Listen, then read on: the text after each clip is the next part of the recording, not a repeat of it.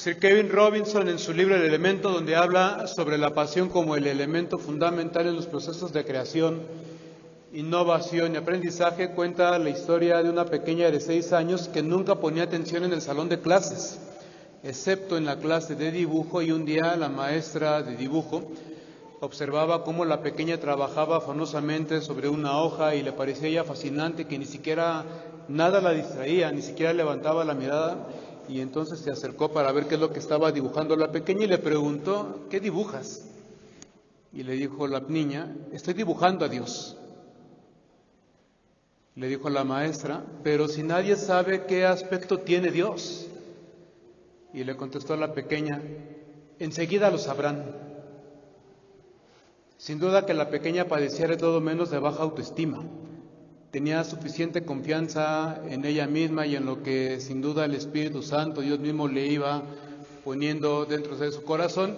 Y más de alguno dirá que con Jesús pasaba lo mismo, porque eso de decir que ha bajado del cielo, que es el pan vivo que Dios da al mundo para que tenga vida verdadera, vida eterna, y de remate tenga incluso el atrevimiento, dirán algunos, de decir que el pan que da vida al mundo es su propia carne. Algunos dirán que Jesús no padecía de autoestima y que tenía bastante confianza en sí mismo, y es verdad.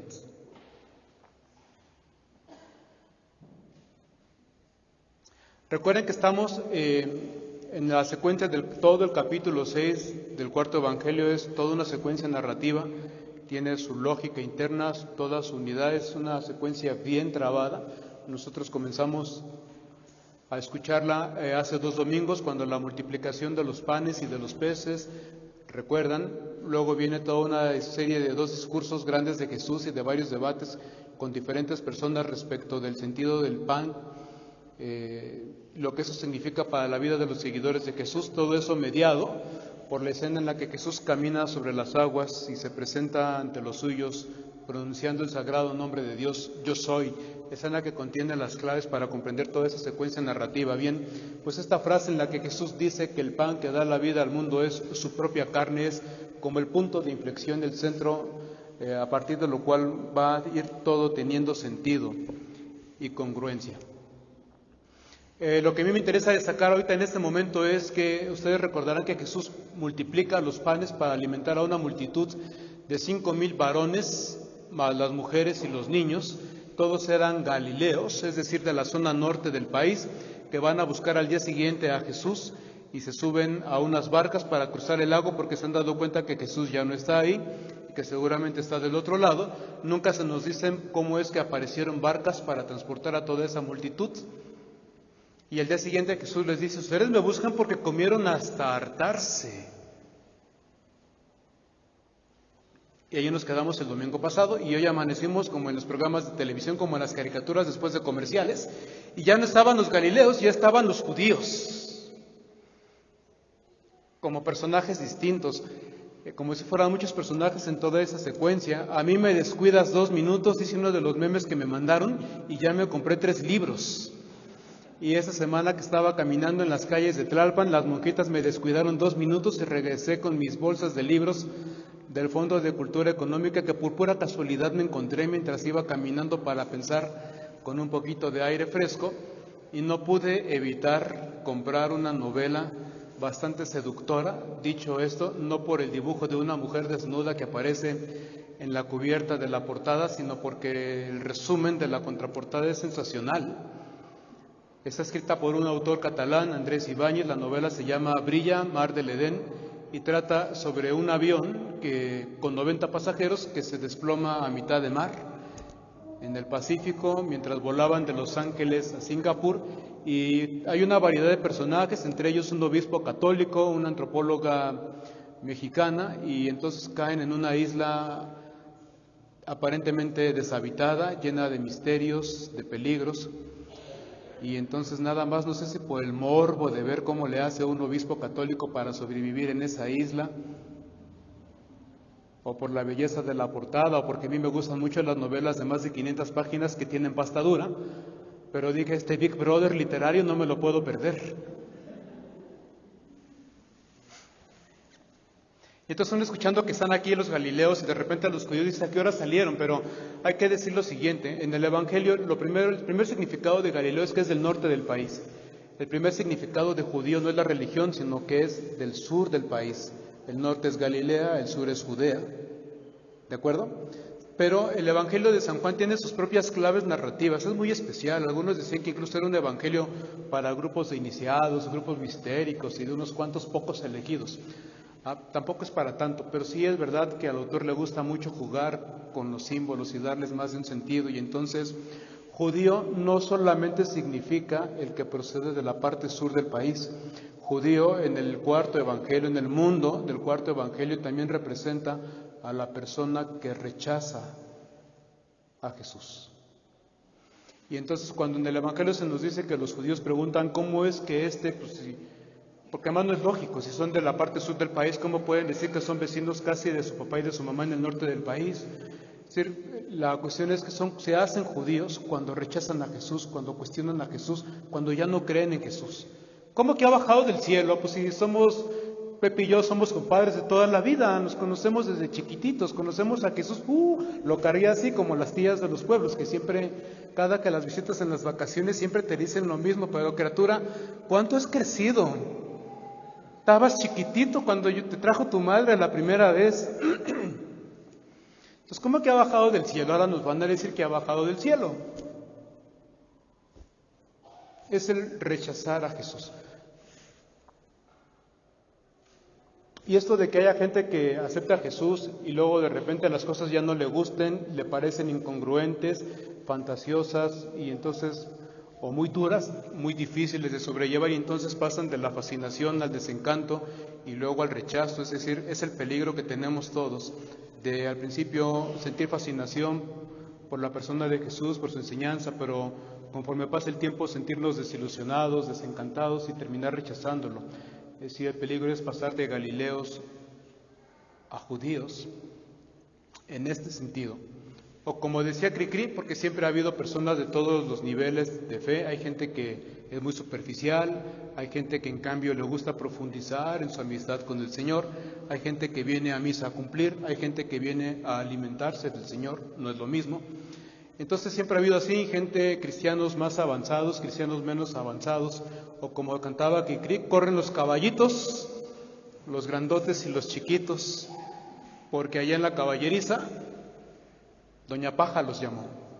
Están llenas del Evangelio las canciones de Cricri, por eso hay caballitos grandotes, que ponemos toda atención mientras escuchamos el Evangelio y nos ponemos de pie con todo respeto para escuchar, para que venga a nosotros, no solamente a los oídos, sino al corazón la palabra de vida. Y hay caballos chiquitos que corren de alcancía en alcancía. Claro que uno tiene la culpa por haberlas puesto, pero ahora ¿cómo las quitamos? Y además la luz está carísima.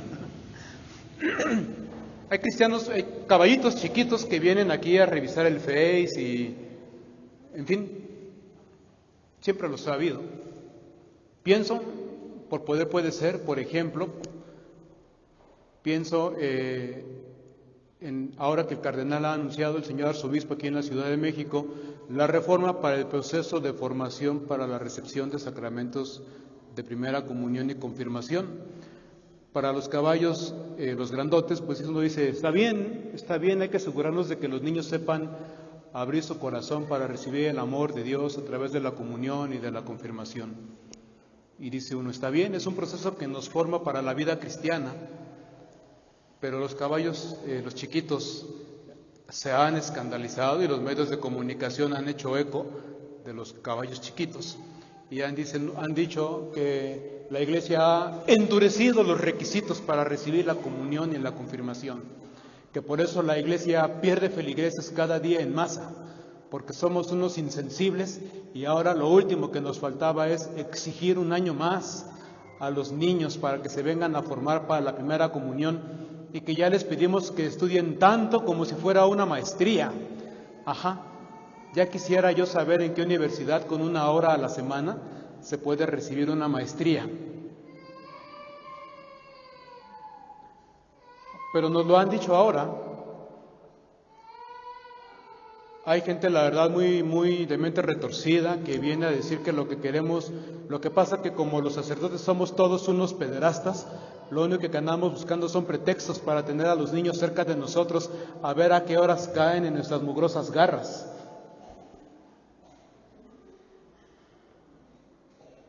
Que son los que ni vienen, porque los que vienen saben que por lo menos en esta parroquia se da credencial a los catequistas, a los niños, no son de fotocopia, que no recibimos a niños si no vienen con un adulto y que no hay clase de catecismo si no hay varios de los papás de los mismos niños adentro del grupo. Y siempre hay un grupo de papás además en el patio y en fin, el asunto no es ese, el asunto es que siempre los que avanzan menos, los que son más superficiales, los que son más cómodos, los que son más flojos, son los que quieren llevar que se marque la pauta para todos. A veces nos gustaría a nosotros, en cambio, que todos avanzaran al ritmo de los que van más adelante y tenemos que aprender a mediar. Eso también es cierto, pero pues siempre ha pasado eso. Hay gente que se conforma porque, como dicen los obispos de Estados Unidos, y creo que tienen razón, esta mentalidad de mercado se nos ha contagiado en la iglesia y entonces pensamos que los sacramentos son como mercancías. Son cosas que se pueden comprar o vender y entonces pues la gente quiere regatear, dar lo mínimo para recibir un sacramento, como si fuera esto un negocio. Y la gracia de los sacramentos pues es eso, gracia es gratis y lo único que queremos es que se abra el corazón, porque la pregunta es siempre la misma, nos la hacemos los sacerdotes y también se la hacen los obispos. Si tan conscientes quedaron los pequeños de qué significa la Eucaristía, ¿por qué para muchos, para la mayoría, la primera comunión será la última en su vida y no los volveremos a ver?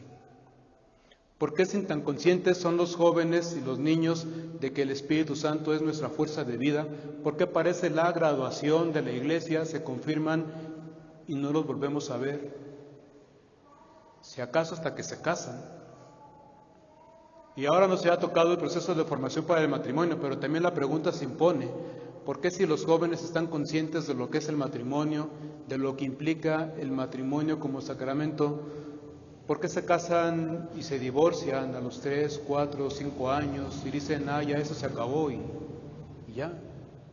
Claro que cuando los invita a uno a sus pláticas prematrimoniales, que son 3 horas, ¡ay padre, tanto! Es un sacramento, el matrimonio está al mismo nivel del orden sacerdotal. A mí mis compañeros de generación dicen que me ordenaron, que me sacaron en olla express después de 9 años, porque el proceso normal era de 11 años. Y entonces dice uno, a nosotros nos forman durante 9 años, 10 años, 11 años, algunos hasta 14 años, los matrimonios son 3 horas y dicen que es mucho. Y cuando hacemos las encuestas nos dicen, es que ustedes la iglesia nos dejan solos. Nada más nos hacen la misa y nos avientan al mundo y no nos acompañan, ni nos preparan, ni nos acompañan. Y por eso queremos mediar y andamos tratando de imaginar fórmulas. Pero es primero entender que se trata de nuestra vida cristiana. Otro ejemplo terrible, dramático, por todo lo que implica, por todo lo que toca, es el caso de Argentina, donde el Senado del país decidió rechazar la despenalización del aborto y en reacción miles de personas dijeron ellos de manera pública el viernes pasado, renunciar a la Iglesia Católica porque dicen que ya no se sienten representados por la Iglesia Católica, que los obispos católicos no se sienten ya identificados con lo que ellos dicen y entonces públicamente a partir del viernes pasado dijeron ellos renunciaron a la Iglesia y uno dice, caray, qué interesante, como si la Iglesia Católica fuera un club deportivo o un partido político al que te afilias, pagas tu cuota y luego cuando ya no te gusta, te vas.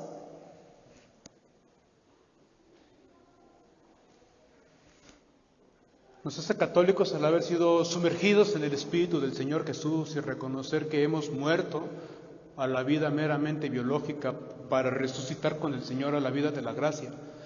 Ser católico significa que hemos sido marcados con el sello del Espíritu Santo y que este sello no se borra ni se destruye nunca. Yo recuerdo cuando estaba en clase de moral con el doctor Jorge Domínguez, que terminaría siendo mi asesor de tesis, había momentos en que un compañero le increpaba y le decía, profe, pero es que la Iglesia dice Y decía el maestro, un momento señor, yo soy iglesia y no digo eso.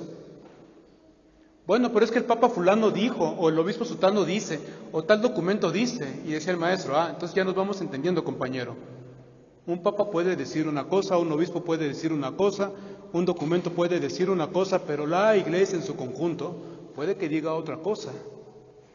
Y yo tengo todo el derecho a disentir de lo que diga cualquier persona en la jerarquía, pero no por eso digo que ya no soy católico, que me voy a dar de baja de la Iglesia católica, que la Iglesia ya no me representa. Lo que me define a mí como católico es abrir el corazón para que siempre sea movido por el soplo, por la fuerza del Espíritu Santo, y me dirija siempre a donde el Espíritu Santo me vaya dirigiendo, junto con el conjunto de los bautizados.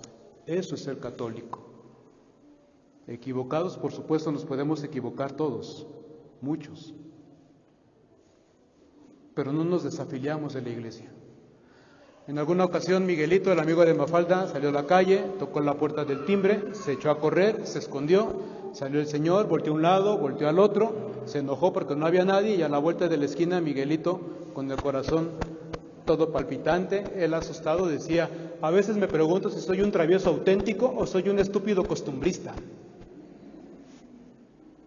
Valdría la pena que nos preguntáramos de vez en cuando si somos cristianos auténticos, católicos auténticos, o somos simples costumbristas.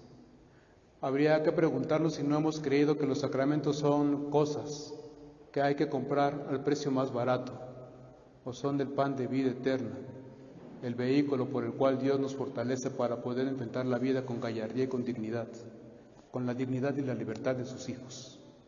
De eso se trata, no de fastidiarle la vida a nadie, no de querer ahuyentar a nadie, pero desde siempre el Evangelio ha sido una cosa que exige valentía y total disponibilidad y apertura del corazón. El pan con el que Dios alimenta al mundo no son reglas, no son mandamientos, es la propia carne de su Hijo. Ahora, ¿en qué consiste esto de que el pan de vida sea la carne de su Hijo? Eso es cosa que no sabremos enseguida, sino hasta el próximo domingo.